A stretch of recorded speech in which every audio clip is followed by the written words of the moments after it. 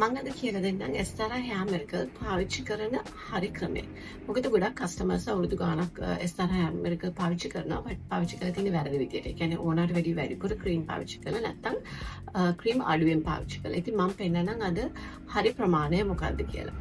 අපි අපේ මුළු හිස් කබලටම මේ වගේ හැන්දක ප්‍රමාණයක් හෝ හැඳි දෙකක ප්‍රමාණයක් තිබ්බොත් හොඳටම ඇති. අපි මේ වගේ ඇඟිලි තුඩු වලට අරගෙන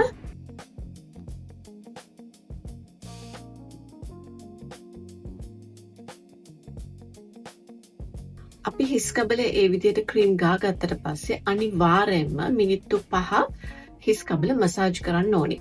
හිස්කබල මසාජ් කරගන්නවා කියන්නේ ගොඩක් තදින් මසාජ් කරගන්නවා නෙමෙයි. ගොඩක් හිස්කබල තද කරන්නේ නැතුව ජෙන්ට්ලි තමයි මිනිත්තු 5ක් මසාජ් කරගන්න ඕනේ. මොකද අපි ගොඩක් තදට මසාජ් කරොත් ඒකිනොත් අපේ ස්කැල්ප් එකට හානියක් වෙන්න ඉඩ තියෙනවා. ඔයගලන්ගේ මේ නළල දෙපැත්තේ නැත්තම් හිස් මොදුනේ කොණ්ඩේ අඩු තැන් තියෙනවා නම් ඒ තැන් වල පොඩක් ක්‍රීම් වැඩිපුර ගාලා පොඩක් වැඩිපුර වෙලා මසාජ් කරන්න. මිනිත්තු 5ක් හිස් කබල මසාජ් කරාට පස්සේ අපි මිනිත්තු 20ක් හරි මිනිත්තු 15ක කාලයක් ඔළුවේ ක්‍රීම් එක තියාගෙන ඉන්න පුළුවන් නම් ඒක හොඳටම හොඳයි.